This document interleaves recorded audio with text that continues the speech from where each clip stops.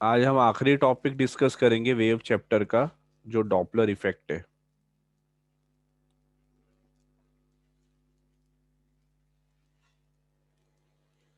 Doppler effect ये last topic है, फिर हमारा पूरा 11th का सिलेबस कंप्लीट हो जाएगा।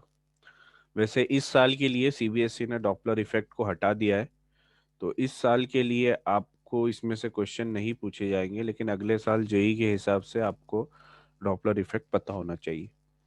अब डॉपलर इफेक्ट होता क्या है? फॉर एग्जाम्पल, एक ऑब्जर्वर है जो साउंड को सुन रहा है, और एक है सोर्स जो साउंड क्रिएट कर रहा है। ठीक है। अब अगर ये ऑब्जर्वर, ये सोर्स जो है वो साउंड क्रिएट कर रहा है, साउंड जनरेट कर रहा है, साउंड पैदा कर रहा है, और ये साउंड जो है वो वेव के फॉर्म में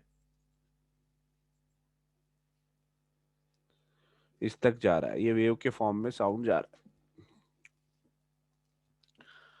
अब साउंड ऑब्जर्वर के पास जा रहा है, और अगर सोर्स और ऑब्जर्वर दोनों दोनों के बीच में रिलेटिव मोशन नहीं है, तो इस साउंड की फ्रीक्वेंसी में कोई भी चेंज नहीं आएगा। तो सबसे पहली चीज, इफ नो रिलेटिव मोशन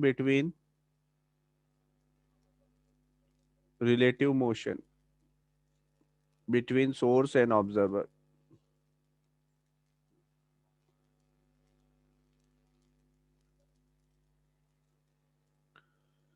तो जो साउंड की फ्रीक्वेंसी है वो फ्रीक्वेंसी सेम रहेगी।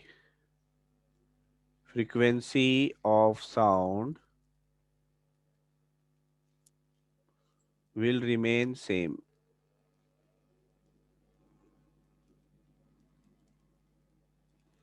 साउंड की फ्रीक्वेंसी सेम रहेगी, चेंज नहीं होगी। दोनों के बीच में रिलेटिव मोशन नहीं है। रिलेटिव मोशन मतलब ना ऑब्जर्वर सोर्स की तरफ जा रहा है, ना सोर्स ऑब्जर्वर की तरफ जा रहा है। सोर्स जैसे मैं मान कर लूँ ट्रेन, ट्रेन को सोर्स मान लो। ट्रेन जब चलती है तो आवाज आती है, वो आवाज आप सुनते हो। और ऑब्जर्वर मतलब आप, यू, तो आप प्लेटफॉर्म पे खड़े होकर ट्रेन की आवाज को सुन रहे हैं। अगर ट्रेन भी खड़ी हुई है, आप भी खड़े हुए हो, दोनों के बीच में कोई रिलेटिव मोशन नहीं है। या ट्रेन 10 की स्पीड से चल रही है, आप भी 10 की स्पीड से चल रहे हो, दोनों के बीच में कोई रिलेटिव मोशन नहीं है, तो आपको जो ट्रेन की जो फ्रीक्वेंसी है, ट्रेन का जो साउंड जनरेट होता है सीटी बजाने का, उसकी जो फ्रीक्वेंसी होती है, जो भी साउंड जनरेट कर रही है ट्रेन, उसकी फ्रीक्वेंसी आपको चेंज होती हुई नहीं दिखेगी, सेम फ्रीक्वेंसी लगेगी अगर रिलेटिव मोशन नहीं है। और अगर रिलेटिव मोशन है तो, if there is relative motion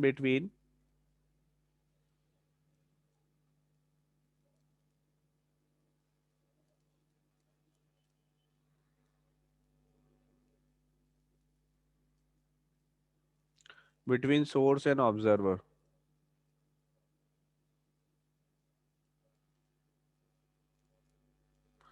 अगर सोर्स और ऑब्जर्वर के बीच में रिलेटिव मोशन हुआ, मतलब या तो ऑब्जर्वर, या तो आप ट्रेन की तरफ जा रहे हो, ट्रेन रुकी हुई है, या तो ट्रेन आपकी तरफ आ रही है, आप रुके हुए हो, या दोनों एक दूसरे की तरफ जा रहे हैं, या दोनों एक दूसरे से दूर जा रहे हैं, उस इन चारों केसेस में ऑब्जर्वर और सोर्स के बीच में रिलेटिव मोशन होगा। पहली चीज फिर से बता रहा हूं मैं, या तो आप ट्रेन की तरफ जाओ, या ट्रेन आपकी तरफ आए, या आप दोनों एक दूसरे की तरफ आओ, या आप दोनों एक दूसरे से दूर जाओ। ये चारों केसेस हैं रिलेटिव मोशन के। तो अगर ऐसा हो रहा है कि जो साउंड प्रोड्यूस कर रहा है ट्रेन और जो उसे सुन रहा है, उन दोनों के बीच में रिलेटिव मोशन है, तो जो साउंड प्रोड्यूस कर रहा है ना, उसके साउंड की फ्रीक्वेंसी में चेंज आएगा। There will be change in the frequency of sound, apparent change, हल्का सा चेंज आएगा। There will be apparent change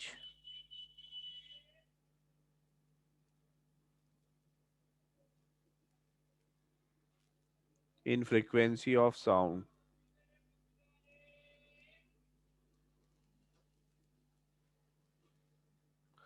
जो साउंड ट्रेन जनरेट कर रही थी, जो सोर्स जनरेट कर रहा था, उसकी फ्रीक्वेंसी में चेंज आएगा। इस वजह से, किस वजह से? अगर ऑब्जर्वर और सोर्स के बीच में रिलेटिव मोशन है, तो जो फ्रीक्वेंसी साउंड की, आप दो साउंड आप सुन रहे हो, उसकी फ्रीक्वेंसी में चेंज आएगा। इसी को हम कहते हैं डॉपलर इफेक्ट। ये जो मैंने यहाँ पर ये लिखा है ना, if there is a relative motion between observer and the source. Then there is a change in the frequency of the sound heard by the observer. This is called Doppler effect. ये Doppler effect समझ में आया? Doppler effect क्या होता है?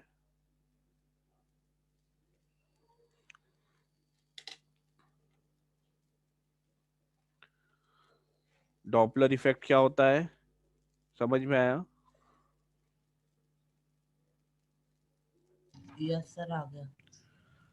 जब yes जो sir, आ गया।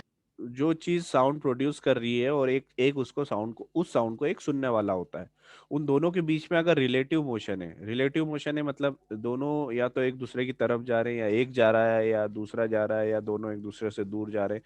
अगर इस तरह की कोई भी सिचुएशन आती है तो जो फ्रिक्वेंसी साउंड जो साउंड हम सुन रहे होते हैं ना, उसकी फ्रिक्वेंसी चेंज हो जाती है, उसमें चेंज आ जाता है।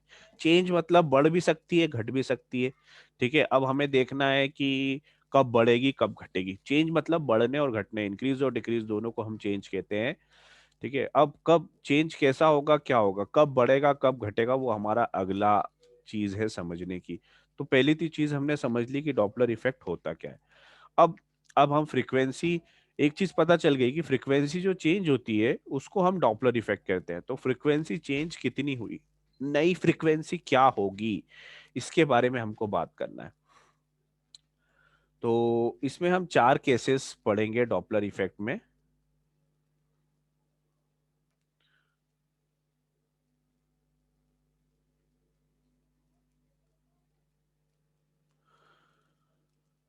सबसे पहला हम पढ़ेंगे कि जब सोर्स मूव कर रहा है towards observer, source moving towards observer, observer की तरफ जा रहा है source.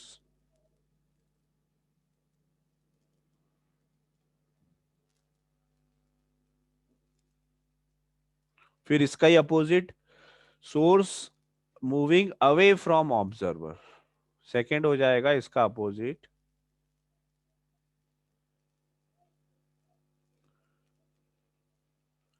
Source moving away from observer. दोनों में सोर्स ही मूव कर रहा है, एक बार क्या कर रहा है, ऑब्जर्वर की तरफ मूव कर रहा है, और दूसरी बार ऑब्जर्वर से दूर जा रहा है। फिर देखो तीसरा हम देखेंगे, अब सोर्स की बात हो गई, अब हम बात करेंगे ऑब्जर्वर मूव कर रहा है towards source, observer moves towards source.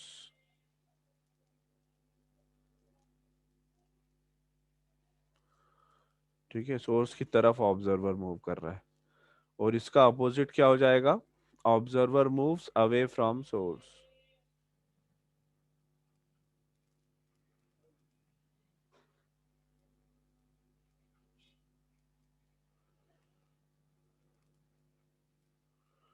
Observer move away from source. ठीक है, अब इसके अलावा एक चीज और कर सकते हैं हम कि दोनों एक दूसरे की तरफ मूव कर रहे हैं, वो भी ले सकते हैं हम। तो एक एक केस वो ले लेते हैं हम। एक केस हम क्या ले लेंगे, both observer and source moving towards each other.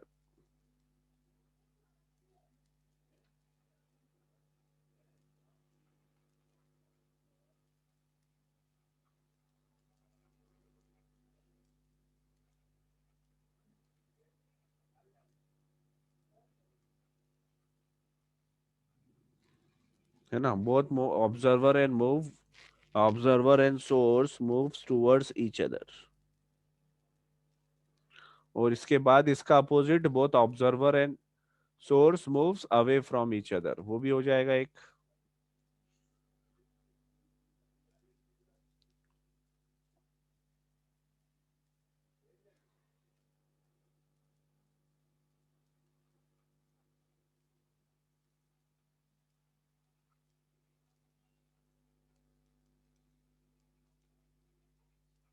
ये सारे केसेस में हमको देखना है कि क्या डॉपलर इफेक्ट आएगा। 6 केसेस बन गए, 1 2 3 4 5 6। ठीक है, तो एक एक करके हम लेते हैं। सबसे पहला हम देखते हैं सोर्स मूविंग टुवर्ड्स ऑब्जर्वर, है ना, सबसे पहला।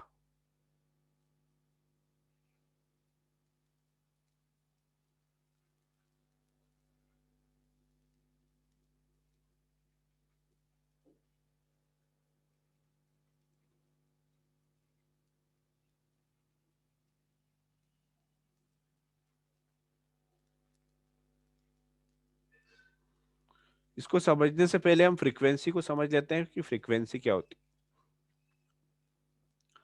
देखो, अगर कोई भी सोर्स की मैं बात करूं तो सोर्स अगर आपका है और यहाँ पर आपका ऑब्जर्वर है, तो साउंड जो होता है वो कंप्रेशन और रेयरफेक्शन होता है। मतलब साउंड यहाँ कंप्रेशन पास पास में है, यहाँ दूर दूर है, फिर यहाँ पास पास में है, यहाँ दूर दूर है, यहाँ पास पास में है, यहाँ दूर दूर है। कंप्रेशन एंड रेयरफेक्शन, ये compression they rarefaction, compression and rarefaction, compression and rarefaction. इसको रिप्रेजेंट करने का तरीका ऐसा होता है, कंप्रेशन को अपन हाई प्रेशर, ये इस तरह से रिप्रेजेंट करते हैं।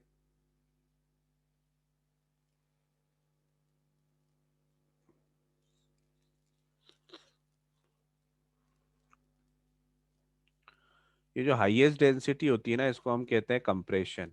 ये कंप्रेशन, ये कंप्रेशन और ये कंप्रेशन। और लोएस्ट वाला जो होता है वो रेयरफेक्शन है, दिस इज रेयरफेक्शन। तो इसको रिप्रेजेंट करने का तरीका होता है हमारा, कंप्रेशन एंड रेयरफेक्शन को रिप्रेजेंट करने का ये तरीका होता है। अब अगर एक वेव की हम बात करें कि एक वेव क्या होती है, तो एक कंप्रेशन और कंप्रेशन के बीच का डिस्टेंस, देखो यहां से आप सी से सी तक का, ये आपकी एक साइकिल हो जाती है। तो सी से सी तक की जो डिस्टेंस होती है उसको हम वेवलेंथ कहते हैं। लेकिन ये सी से सी तक अगर ऑब्जर्वर को मिल जाए, ठीक है, इसको मैं कह देता हूँ ये compression one, compression two, compression three, compression four. Three वाला कंप्रेशन मिला और फिर टू वाला कंप्रेशन मिला, तो इतने में जितने मिलने में टाइम लगा उसको हम कहते हैं टाइम पीरियड। ठीक है, तो अगर मैं कहूँ टाइम बिटवीन टू कंप्रेशन या two rarefaction, time between two compression और rarefaction is called time period. ये टाइम पीरियड होता है। देखो, एक कंप्रेशन आया, उसके बाद अगला कंप्रेशन जब आएगा, तो दो कंप्रेशन को आने में जितना टाइम लगेगा, दो कंप्रेशन के बीच का टाइम हम टाइम पीरियड कहते हैं। दो कंप्रेशन के बीच का जो टाइम होता है उसे हम कहते हैं टाइम पीरियड। एक कंप्रेशन मिला आपको, फिर दूसरा कंप्रेशन मिला, तो एक कंप्रेशन से दूसरे कंप्रेशन के बीच का जो टाइम होता है वो कहलाता है हमारा टाइम पीरियड।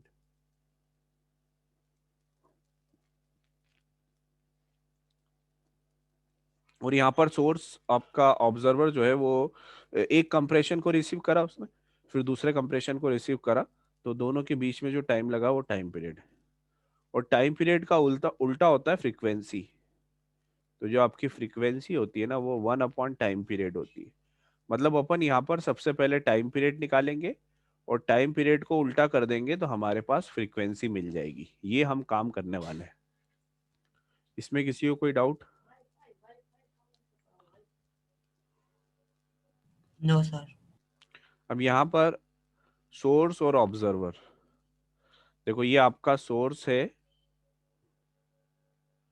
और ये आपका ऑब्जर्वर है।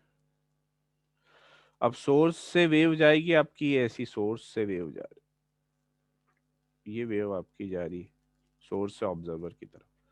ठीक है, अब हमें ये जो नई वेव जा रही इसका टाइम पीरियड निकालना है हमें। देखो, अगर रुकी हुई होती तो बहुत आसान है, टाइम पीरियड वही होता, दो क्रेस्ट के बीच का डिस्टेंस, दो कंप्रेशन के बीच का डिस्टेंस, ये सी और सी के बीच का डिस्टेंस, ये आपका हो जाता दो सी के बीच का डिस्टेंस आपका हो जाता टाइम पीरियड। एक सी मिला फिर दूसरा सी मिला, उन दोनों के बीच का जो टाइम है वो हो जाता आपका टाइम पीरियड। लेकिन यहाँ पर ये सोर्स आपका मूव कर रहा है। अब मान लो ये C1 है और ये C2 है। अब ये C1 यहां से चला था, तो मान लेते हैं अपन सोर्स और ऑब्जर्वर के बीच की डिस्टेंस है L। L is the distance between source and observer. तो जो पहला वाला C1 है आपका, जो कंप्रेशन है C1, उस C1 को सोर्स से ऑब्जर्वर तक जाने में कितना टाइम लगेगा? मान लेते हैं हम v is the speed of sound, sound की स्पीड मान लिया हमने v, v is the speed of sound. क्या लाट कितना टाइम लगेगा बताओ?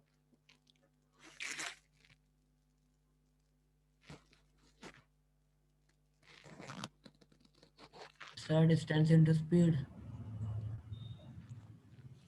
ये साउंड जो है वो v स्पीड से जा सर रहा है, distance v is the speed of sound.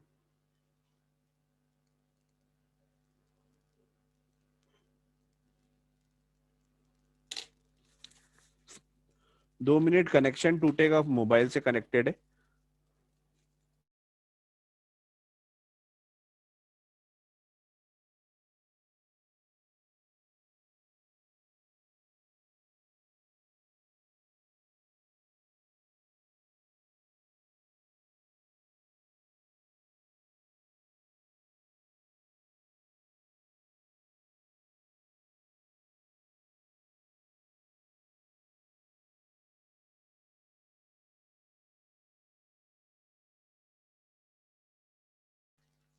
Screen दिख रही है? Yes yes sir. Sir. Yes sir. तो यहाँ पर v is the speed of sound, l distance है, तो पहला वाला जो कंप्रेशन है उसको ऑब्जर्वर तक जाने में कितना टाइम लगेगा? L/V sir. l upon v। तो time taken by C1, C1 मतलब compression 1 to reach observer,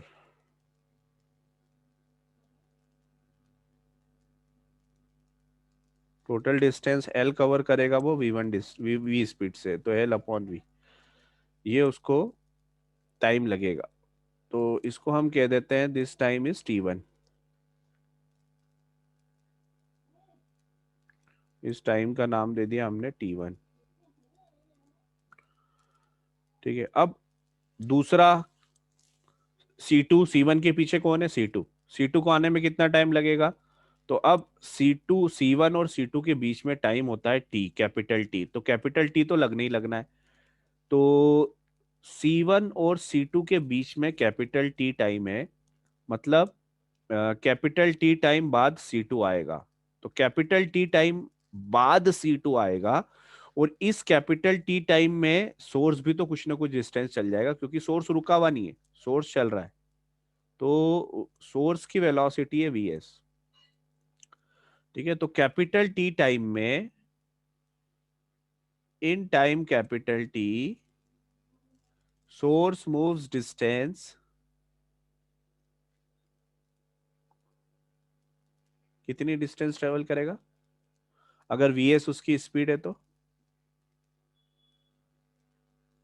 sir L yes, vs into T. नहीं V S into T, sorry sorry.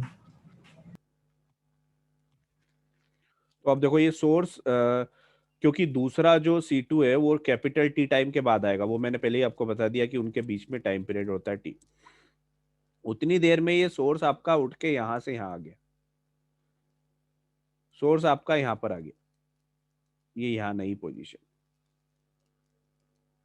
तो अब देखो ये वाली जो डिस्टेंस है, ये ग्रीन से बता रहा हूं मैं, ये इतनी डिस्टेंस सोर्स चल गया। तो अब C2 को कितनी डिस्टेंस ट्रेवल करना है बताओ? यहां से सोर्स ऑब्जर्वर तक ये वाली डिस्टेंस ट्रेवल करना है C2 को। तो अब C2 को कितनी डिस्टेंस ट्रेवल करना है? C1 को तो L डिस्टेंस ट्रेवल करना थी, C2 को कितनी करना पड़ेगी बताओ? Sir L-BST। हाँ, now C2 has to travel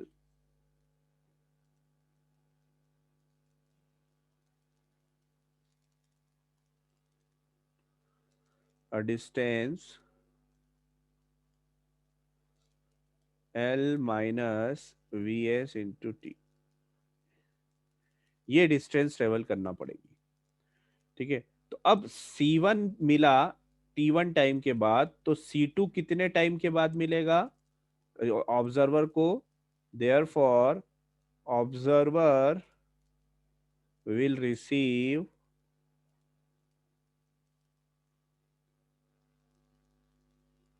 C2 after time T2, T2 time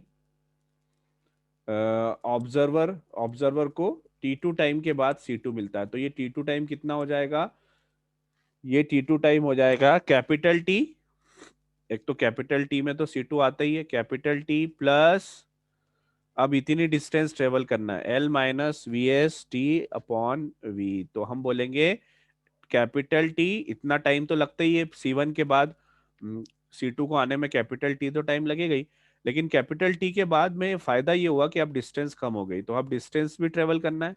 ये तो कैपिटल टी तो वेव को आने में टाइम लगा, सोर्स में भी वेव आ रही है ना, एक के बाद एक वेव, सोर्स के अंदर C1 आया फिर C2 आया, तो सोर्स के पास अभी C1 था तो C1 भेज दिया, C2 आने में ही कैपिटल टी टाइम लग गया, और कैपिटल टी टाइम लगा तो सोर्स आपका आगे मूव कर गया। तो अब इस S2 को C2 को, अब इस C2 को यहां से यहां तक जाना है, देखो ये अपन ने येलो लाइन लिखी थी ना L माइनस वी टी, तो इतना डिस्टेंस ट्रेवल करने में कितना टाइम लगेगा, L minus V S into T, ये डिस्टेंस और इसकी स्पीड साउंड की क्या होगी v, ये वाला टाइम, ये वाला होगा T2। ये T2 समझ में आया तो आपका काम हो गया, सब कुछ आ गया है समझ में, T2 कैसे आया। यस सर, आ गया। यस सर, आ गया। Yes sir. अब हमें ये देखना है कि C2 और C1 के बीच में टाइम कितना लगा, ठीक है, तो time between new time between C2 and C1 as received by observer।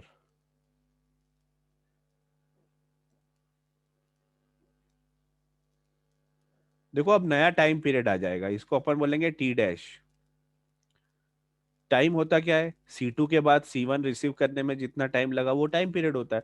अब ऑब्जर्वर को C2 और C1 के बीच में जो टाइम मिल रहा है वो ऑब्जर्वर के लिए टाइम पीरियड होगा, इसीलिए मैंने T डैश लिखा है, मतलब T dash is the time period received by the observer. तो ये क्या होगा, C2 का टाइम कितना C2 के लिए कितना टाइम लगा T2, माइनस C1 के लिए कितना टाइम लगा था T1। ठीक है, मान लो 10 मिनट, 10 मिनट में उसको C2 मिला और 3 मिनट में उसको C1 मिला, तो C2 और C1 के बीच में टाइम कितना लग गया, 7 मिनट। समझ में आया, C2 उसको मिला 10 मिनट में और C1 उसको मिल गया था 3 मिनट में। उसने अपनी अपनी स्टॉप वॉच स्टार्ट करी, उसने बोला देखें कितना टाइम है, तो T1 उसको मिल गया था 3 मिनट में, T2 उसको मिला स्टार्टिंग से 10 मिनट में, मतलब जब टाइम उसने स्टार्ट किया था तो पहले तो C1 ही मिला 3 मिनट में और फिर C2 मिला 10 मिनट में, तो उसने बोला यार C1 और C2 के बीच में टाइम कितना लगा, तो T2 माइनस T1, ये नया टाइम पीरियड हो जाएगा। तो this is the new time period as received by the observer. Observer को C2 और C1 के बीच में कितना टाइम लग रहा है वो T डैश है, तो वो T2 माइनस T1 है। तो T2 लिख देंगे हम T plus L, L upon V, और इसको अपन सेपरेट कर लेते हैं, L upon V minus V S upon T upon V, ये आपका T2 हो गया, minus T1 L upon we, ठीक है, ये कैंसिल हो जाएगा आपका एल अपॉन वी। तो फाइनली आपका T डैश टाइम पीरियड आ गया, T dash is equals to T plus V S, T minus V S, minus होगा sir. T minus V S into T upon V. अब इसमें अपन T को common निकाल लेते हैं, 1 माइनस, अच्छा ये एलसीएम अभी नहीं लिया अपन ने, अभी एलसीएम नहीं लेंगे, ये ऐसा है ना, एलसीएम बाद में लेंगे अपन, फिर कॉमन निकाल लेते हैं, तो 1 minus V S upon V और कैपिटल टी, और फिर एलसीएम लेंगे तो टी डैश आ जाएगा हमारा v minus V S upon V into T.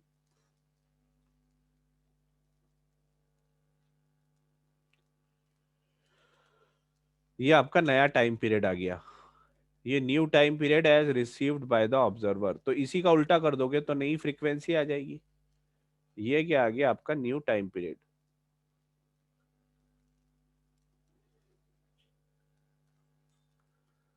तो नई फ्रीक्वेंसी क्या हो जाएगी? Therefore new frequency will be F dash, नई फ्रीक्वेंसी को अपन एफ डैश कहते हैं। New frequency F dash will be 1/t dash, और ये हो जाएगा आपका, इसका उल्टा कर दो बस, और कुछ नहीं करना है आपको। और ये टी भी उल्टा हो जाएगा, तो ये हो जाएगा v/v माइनस वी एस, और ये हो जाएगा 1/T। और 1/T मतलब पुरानी फ्रीक्वेंसी, 1/T मतलब पुरानी फ्रीक्वेंसी, मतलब F dash is equals to v/v minus V S into F. तो ये फाइनल रिलेशन आ गया आपका,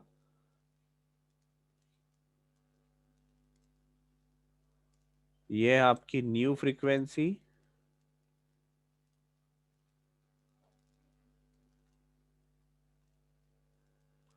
ये एफ है आपकी ओल्ड फ्रीक्वेंसी, मतलब जो पुरानी फ्रीक्वेंसी थी आपकी। v क्या है? v is the speed of sound,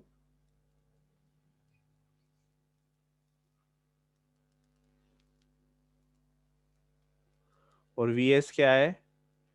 speed of source.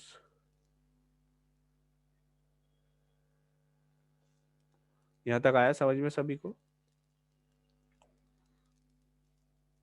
Yes sir. अब देखो अगला वाला जो है यहाँ पर, सोर्स मूविंग टुवर्ड्स ऑब्जर्वर। अब इसका अगला क्या था अपना? Source moving away from observer. तो सब कुछ सेम रहेगा, क्या चेंज हो जाएगा आप बताओ? Source moving away from observer में सोच के बताओ क्या होगा? सिर्फ एक चीज चेंज होगी, बाकी सब चेंज सेम रहेगा। बता सकते हो आप? Any one of you? Source moving away from observer, क्या चेंज होगा? ऑब्जर्वर से दूर जा रहा है आपका सोर्स, पास में नहीं जा रहा है, दूर जा रहा है। डिस्टेंस चेंज हो जाएगा। हाँ, ये वाला पार्ट चेंज हो जाएगा, बस ये वाला क्या होगा इसकी जगह बताओ?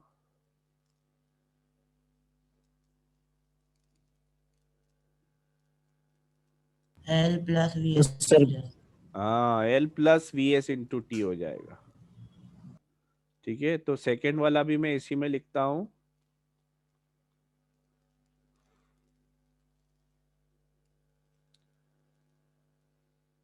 when source move away from observer,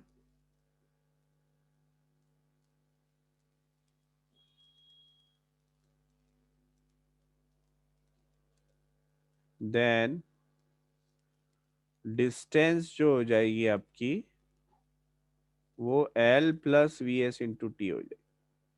और इसकी वजह से इस फॉर्मूले में सिर्फ इतना सा चेंज आएगा कि ये जो माइनस है ना, वो वही वाला माइनस है, ये माइनस जो आ रहा है यहाँ पर, ये माइनस की जगह प्लस आ जाएगा, और कुछ भी नहीं होगा। Therefore f dash will be equal to v/v plus V S into F हो जाएगा। आ रही बात समझ में? चेंज कैसा आया? Yes sir. अच्छा, अब यहां पर बताओ, ये न्यूमरेटर बड़ा है या डिनोमिनेटर? ये न्यूमरेटर है और ये डिनोमिनेटर है, दोनों में से बड़ा छोटा कौन है बताना जरा? सर न्यूमरेटर बड़ा है। न्यूमरेटर बड़ा है, न्यूमरेटर बड़ा है, डिनोमिनेटर छोटा है। इसका मतलब ये पूरा नंबर एक से बड़ा होगा या छोटा होगा पूरा? सर ये पूरा एक से बड़ा होगा। ये पूरा एक से बड़ा होगा। ये पूरा एक से बड़ा होगा मतलब, अब ये बताओ, ये समझ गए कि ये पूरा एक से बड़ा होगा। अब आप मुझे बताओ, एफ डैश बड़ा होगा या एफ बड़ा होगा?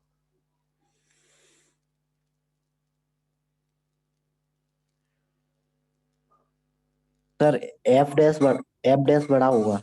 एफ डैश बड़ा होगा, क्योंकि F dash is equals to एक से बड़ा कोई चीज, मतलब 3 × f मान लो इस तरह से। तो एफ डैश जो है वो 1 से बड़ा मल्टीप्लाई बाय एफ, मतलब एफ डैश ज्यादा होगा as compare to F. Clearly दिख रहा है यहाँ पर।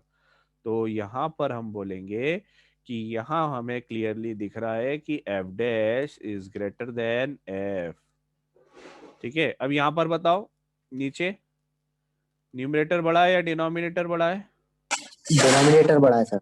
मतलब ये पूरा नंबर 1 से बड़ा होगा या 1 से छोटा होगा? 1 से छोटा होगा सर। 1 से छोटा होगा, मतलब F dash is equals to 1/3 f, इस टाइप से कुछ होगा। मतलब यहाँ पर हमें समझ में आ रहा है कि एफ डैश जो है वो छोटा होगा फ्रीक्वेंसी से, मतलब फ्रीक्वेंसी कम हो रही है यहाँ पर। ये एफ डैश बड़ा होगा मतलब क्या हुआ, फ्रीक्वेंसी बढ़ रही है।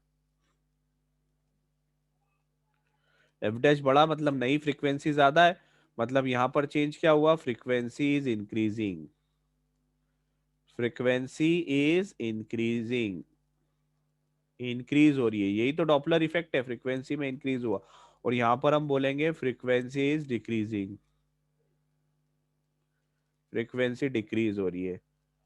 तो जब ऑब्जर्वर, अब यहां पर देख लो आप, सोर्स दूर जा रहा है, सोर्स दूर जा रहा है तो फ्रीक्वेंसी कम होगी।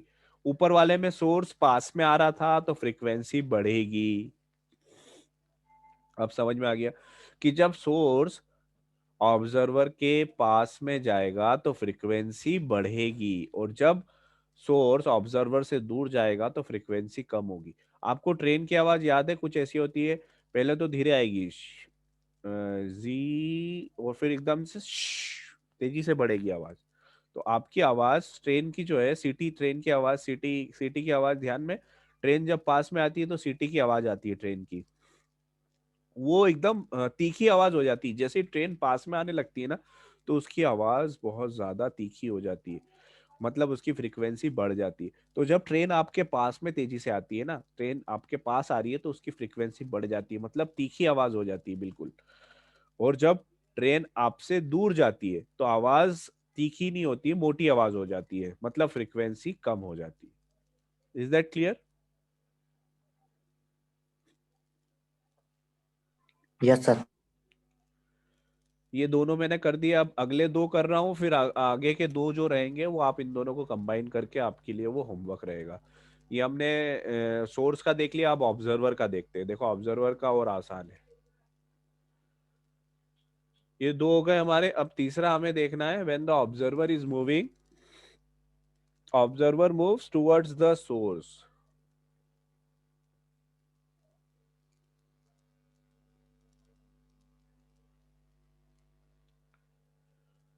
Observer moves towards the source.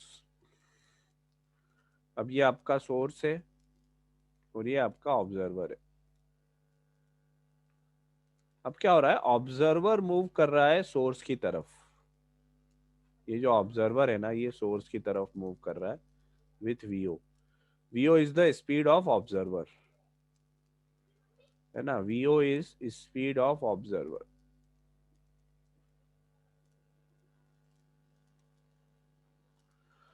अब ये सोर्स तो अपना काम कर रहा है, ये तो अपनी साउंड भेज रहा है इस तरह से। ठीक है, तो C1, C2, C3, ये तो अपने कंप्रेशन भेज रहा है लगातार। अब ऑब्जर्वर सोर्स की तरफ मूव कर रहा है। ठीक है,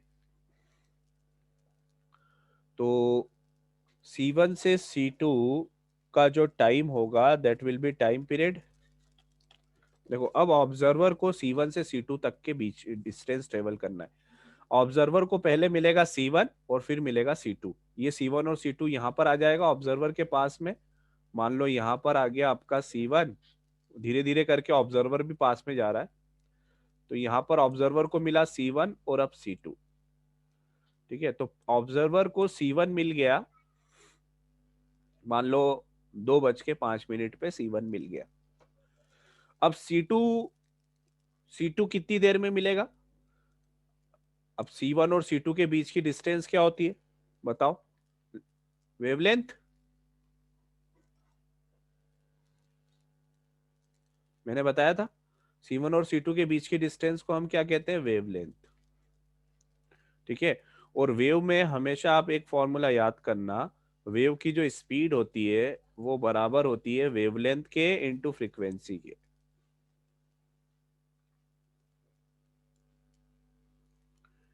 ये फॉर्मूला आपको मैं हमेशा बताता हूँ, speed of wave is equals to wavelength into frequency, या फिर आप लिख सकते हो speed of wave is equals to wavelength upon time period.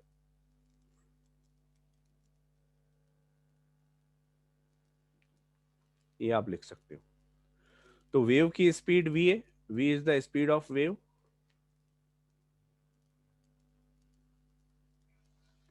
तो वेव की स्पीड को v लिखा आपने, वेवलेंथ को लैम्डा से डिनोट करते हैं और टाइम पीरियड को t से।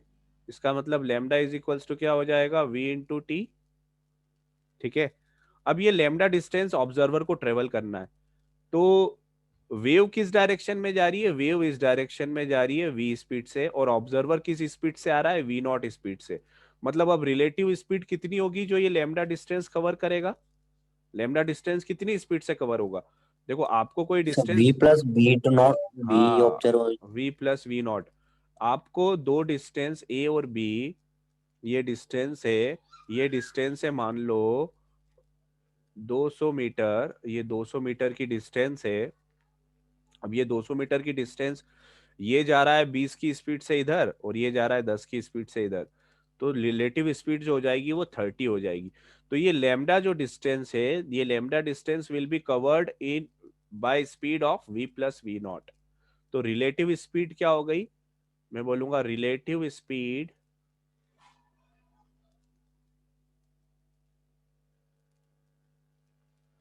Relative speed of observer with respect to source, that will be, दोनों की ऐड हो जाएगी, v प्लस वी नॉट, ये ऐड हो गई। और ये जो लैम्डा डिस्टेंस है C1 और C2 के बीच में, ये डिस्टेंस कवर होगी with this speed, so lambda will be covered in time, कितने टाइम में कवर होगा, तो ये होगा lambda upon v plus V naught. तो ये lambda distance lambda upon v plus V naught में कवर होगा, और यही लैम्डा डिस्टेंस कवर करना मतलब कि इस लैम्डा डिस्टेंस को कवर करने में जो टाइम लगेगा वो नया टाइम पीरियड हो जाएगा। तो दिस इज टी डैश, क्योंकि C1 और C2 के बीच में जो टाइम लगता है उसी को तो टाइम पीरियड कहते हैं, तो ये नया टाइम पीरियड हो गया, T dash is equals to lambda upon v plus V naught. तो लैम्डा की वैल्यू पुट कर दी, लैम्डा की वैल्यू क्या है, v इंटू टी, ये v इंटू टी पुट कर दिया और v plus V naught, this is equals to T dash. तो ये आ गया आपका नया टाइम पीरियड।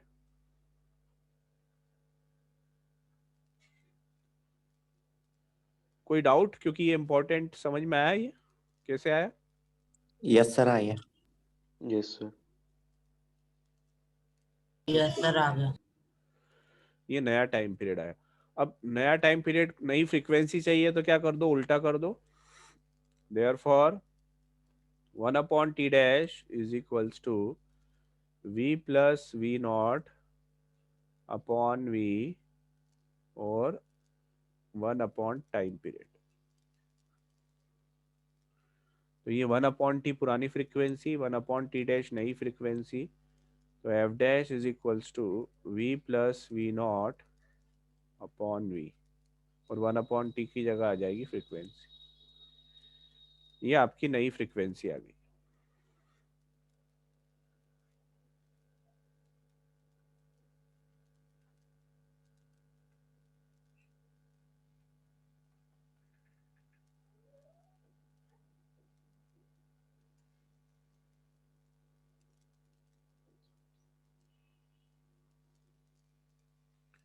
ये आपकी नई फ्रीक्वेंसी हो गई, ये आपकी पुरानी फ्रीक्वेंसी हो गई।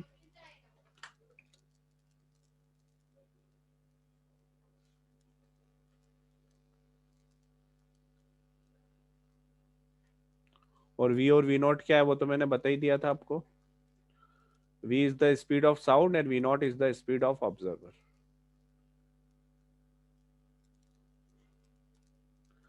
ठीक है, वो सर बता। फ्रीक्वेंसी इक्वल टू 1/t होता है ना सर। हाँ, 1 अपॉन टाइम पीरियड। सर ये वाला समझ में नहीं आया थोड़ा, ये F1 न्यू फ्रीक्वेंसी निकाली।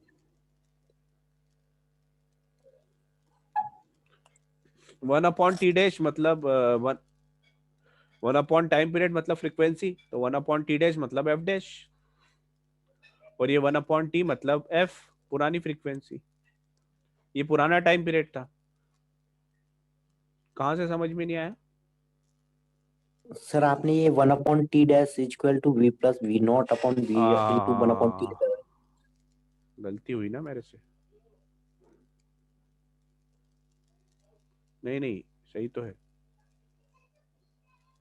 ये वन अप, इसको उल्टा कर दिया ना, इनवर्स कर दिया अपन ने, ये इनवर्स कर दिया।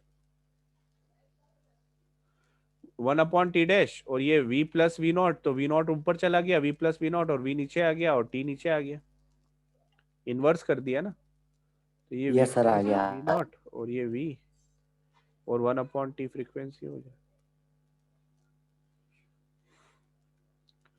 अब न्यूमरेटर बड़ा है कि डिनोमिनेटर बड़ा है, बताओ जल्दी। सर न्यूमरेटर बड़ा है। न्यूमरेटर बड़ा है, इसका मतलब एफ डैश ज्यादा है एज कम्पेयर टू एफ। ठीक है, मतलब फ्रीक्वेंसी इंक्रीज हो रही है, यानी ऑब्जर्वर भी सोर्स की तरफ जाएगा। यहाँ पर दिया था ऑब्जर्वर मूव्स टुवर्ड सोर्स, मतलब ट्रेन खड़ी हुई आवाज दे रही है, ट्रेन की सीटी बज रही है और आप ट्रेन की तरफ दौड़ते हुए जा रहे हो, तो आपको ट्रेन की स्पीड, ट्रेन की जो फ्रीक्वेंसी है वो ज्यादा लगेगी, तो फ्रीक्वेंसी इंक्रीजेस। फ्रीक्वेंसी इंक्रीज होती है, चाहे ट्रेन आपकी तरफ आए या आप ट्रेन की तरफ जाओ, फ्रीक्वेंसी इंक्रीज होगी। सेम रेशियो में इंक्रीज नहीं हो रही, दोनों का फॉर्मूला अलग अलग है, लेकिन इंक्रीज हो रही है, किसी में कम किसी में ज्यादा इंक्रीज होगी।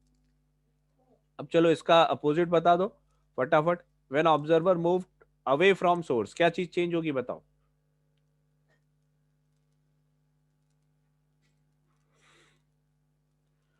ये टूवर्ड्स की जगह अवे कर दिया तो सर क्या? फ्रीक्वेंसी नहीं, यहाँ चेंज क्या नहीं होगा? इसमें कुछ होगा चेंज? हाँ इसमें भी माइनस हो जाएगा।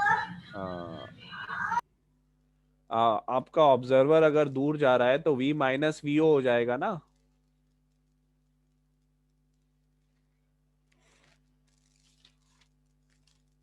होगा ना, रिलेटिव वेलोसिटी। यस सर होगा। तो थर्ड फोर्थ इसी में लिख लेते हैं।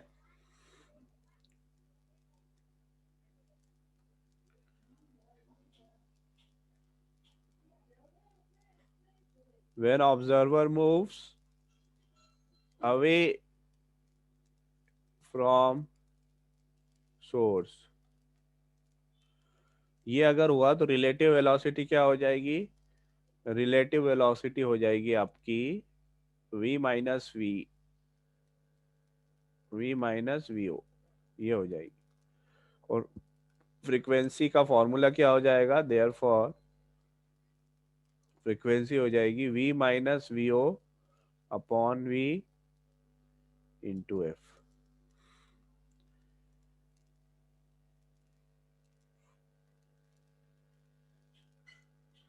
आ रही बात समझ में? Yes sir. अब बताओ न्यूमरेटर बड़ा है कि छोटा है, बताओ। न्यूमरेटर छोटा है सर। छोटा है तो फ्रीक्वेंसी कम हो जाएगी, फ्रीक्वेंसी विल डिक्रीज। आगे बात समझ में? मैंने अब आपको ये पूरा समझा दिया है। ये दो चीजें आपको होमवर्क में करना है। कौन सी दो? ये दो वाली, ये चारों कर लिया अपन ने, अब इन चारों को, दोनों को कंबाइन करके ये बची हुई दो, बोथ सोर्स और observer move towards each other and both source and observer move away from each other, ये दोनों आपको होमवर्क में करना है। तो होमवर्क क्या रहेगा?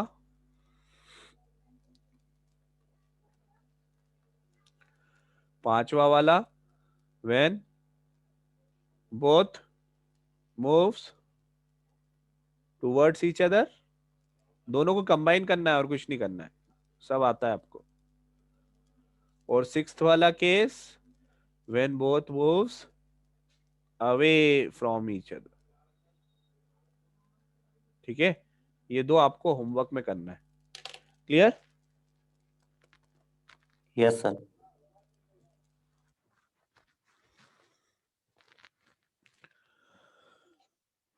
अच्छा, इसके अलावा अब एक चीज, आवाज आ रही है ना मेरी? यस सर, आ यस रही सर, है। आ रही है। अब एक चीज और देखो, अभी सोर्स और ऑब्जर्वर के बीच में मीडियम मूव नहीं कर रहा था, ये सोर्स था और ये ऑब्जर्वर था। इन दोनों के बीच में बैठा था मीडियम। ये मीडियम मूव नहीं कर रहा था। अगर ये मीडियम मतलब हवा, ये हवा भी मूव करने लग गई, मान लो सोर्स से ऑब्जर्वर की तरफ मूव कर रही, ठीक है, तो आपको एक चीज समझ में आ गई है कि जब सोर्स और ऑब्जर्वर दोनों एक दूसरे की तरफ आएंगे तो फ्रीक्वेंसी बढ़ेगी या घटेगी, बताना मुझे जरा।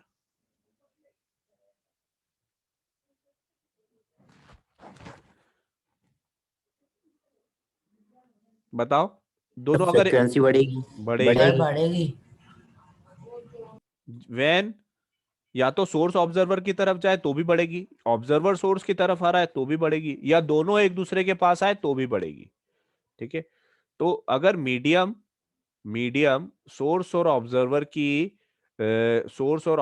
तरफ, या तो सोर्स से ऑब्जर्वर की तरफ आ रहा है क्योंकि सोर्स जा रहा है ऑब्जर्वर की तरफ, तो अगर मीडियम सपोर्ट कर रहा है फ्रीक्वेंसी को बढ़ाने को, when medium is moving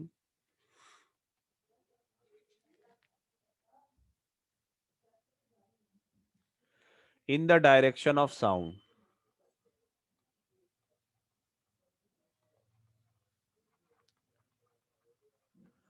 direction sound के डायरेक्शन में जा रहा है, इसका मतलब ये सपोर्ट कर रहा है, फ्रीक्वेंसी को बढ़ाने में सपोर्ट कर रहा है। That means supporting increase of frequency.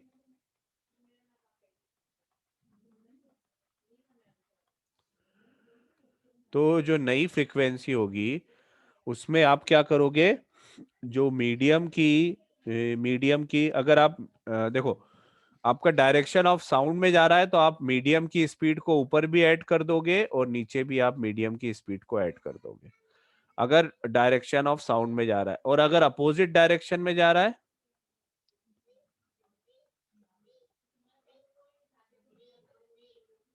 when medium is moving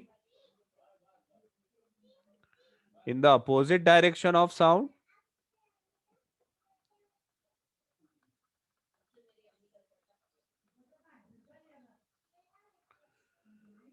तो फिर क्या करेंगे हम, VM is the speed of medium, minus करेंगे, तो एफ डैश को हम ऊपर भी माइनस करेंगे और नीचे भी माइनस करेंगे, ये चीज है। अब माइनस और प्लस करेंगे, मतलब देखो पुराना फॉर्मूला क्या था, उसमें आप प्लस और माइनस कर दो। यहां पर क्या आ रहा था formula, v minus V O upon V. तो यहां पर आप क्या करोगे, अगर मीडियम दे रखा आपको कि इस आपके साउंड की डायरेक्शन में जा रहा है, तो आप क्या करोगे, ऊपर भी प्लस वीएम कर दो और नीचे भी प्लस वीएम कर दो। आ रहा है समझ में? Yes sir. और अगर आपको बोला है कि साउंड के अपोजिट डायरेक्शन में मीडियम है, तो इसी फॉर्मूले में आप क्या कर दो, ऊपर भी माइनस वीएम कर दो और नीचे भी माइनस वीएम कर दो, ये नया फॉर्मूला बन जाएगा। आ रही बात समझ में क्या कहना चाह रहा हूं मैं? Yes yes sir. सर, आ रही है। जो भी फाइनल फॉर्मूला आया उसमें, जैसे इसका फॉर्मूला ये था तो इसमें, और उधर फॉर्मूला क्या था, उधर फॉर्मूला कुछ और था, ये फॉर्मूला था यहां पर। तो अगर स्पीड जो मीडियम है वो साउंड की डायरेक्शन में जा रहा है तो ऊपर भी प्लस वीएम, नीचे भी plus VM. What is VM?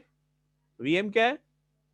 What is VM? Volume of sir medium, medium वो medium velocity of medium. Velocity of velocity of medium. Medium, velocity of medium. और अगर अपोजिट डायरेक्शन में जा रहा है तो माइनस वीएम ऊपर भी कर देंगे और नीचे भी माइनस वीएम कर देंगे, ये नया फॉर्मूला बन जाएगा। वही चीज मैं आपको समझाना चाह रहा हूं। तो VM is the velocity of medium.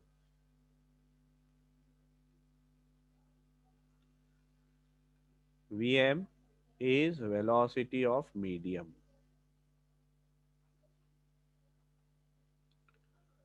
तो ये आपका सिलेबस पूरा कंप्लीट हो गया है 11th का, ठीक है। अब आपको होमवर्क करना है, एक्सरसाइज सॉल्व करना है और डाउट क्लियर करेंगे हम सिर्फ, ठीक है, तो आज हमारा पूरा सिलेबस कंप्लीट हो गया 11th क्लास का।